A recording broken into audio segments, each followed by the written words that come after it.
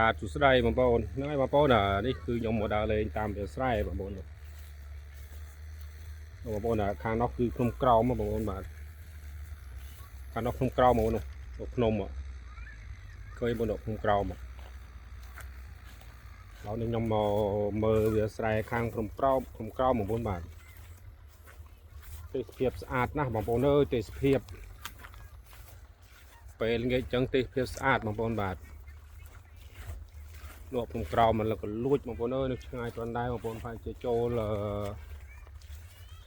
20គីឡូ30គីឡូនៅហ្នឹងបងប្អូនបាទ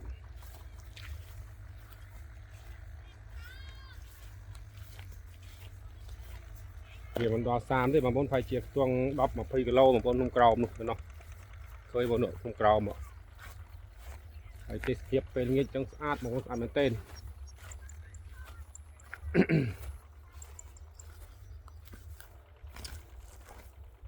ឡៅនេះគេចាប់ដើមជួចោលហើយបងប្អូននេះស្រែគេនេះជួចោលហើយបងប្អូននេះ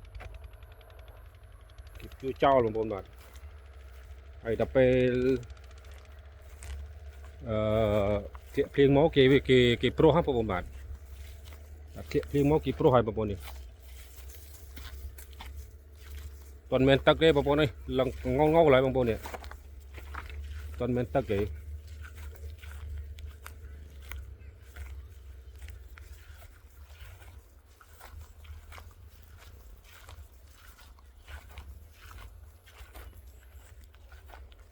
ឃើញការមុនបងប្អូនខ្ញុំធ្វើស្រែដូចតែគ្នាអញ្ចឹងទេបងប្អូនបាទតែខាងខ្ញុំនៅខាងនោះធ្វើស្រែតែខាងខែប្រាំងបងប្អូនខែផ្សារមិនធ្វើស្រែបងប្អូនប៉ុន្តែខាងនេះគេធ្វើ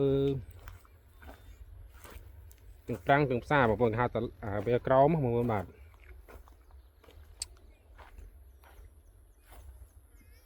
រុនក្តាមរុនកណ្ដោដល់កបងប្អូនអើយនេះរុនកណ្ដោរុនក្តាមបងប្អូនដល់កសម្បូរមែន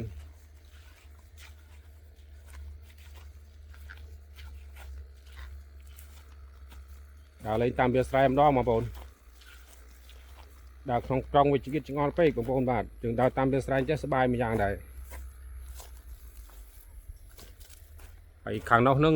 គឺខាងកន្លែងគេលេងបងប្អូនខាងនោះជាមួយនឹងបាញ់កាមេរ៉ានោះខាងនោះគឺកន្លែងគេលេងបងប្អូនផាវតុងឃើញទេបងសាឡានឃើញឡានគេរហូតដល់នោះបងប្អូនសាឡានគេបងប្អូននេះសលេងនោះគឺសលេងអត្រាបងប្អូនសលេងអត្រាឮដល់ហើយបងប្អូនណា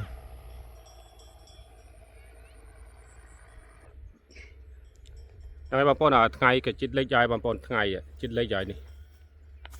នៅក្នុងក្រោមបងប្អូនមើលទៅលោកក៏លួចនៅក្នុងក្រោមឃើញទេបងប្អូនលោកក៏លួចបងប្អូនឃើញទេហើយថ្ងៃជិតលេខហើយបងប្អូនបាទថ្ងៃនេះថ្ងៃទំនេរបងប្អូនហើយដើរលេងពេលល្ងាចបងប្អូននេះមើលថ្ងៃលេខបាត់ហើយថ្ងៃមិនជិតលេខទេបងថ្ងៃលេខបាត់ហើយនោះទេសភាពស្អាតណាស់បងប្អូនអើយពេលល្ងាច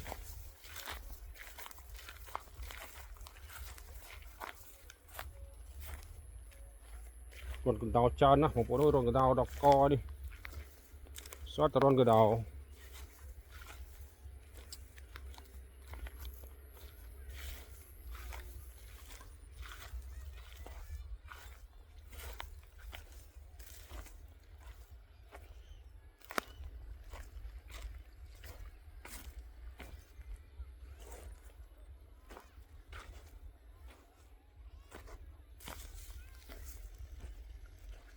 ហ្នឹងហើយបងប្អូន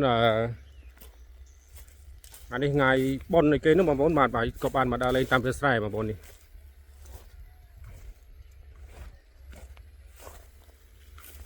ជួចោលហើយបងប្អូនគឺជួចោលដល់កហ្មងនេះមានទឹកឯងបងប្អូនលឹងងូតរើងហ្មងនេះ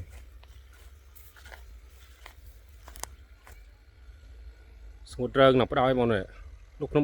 ក្រោមហ្មងនោះឃើញភ្នំក្រោមនេះបងប្អូនបាទ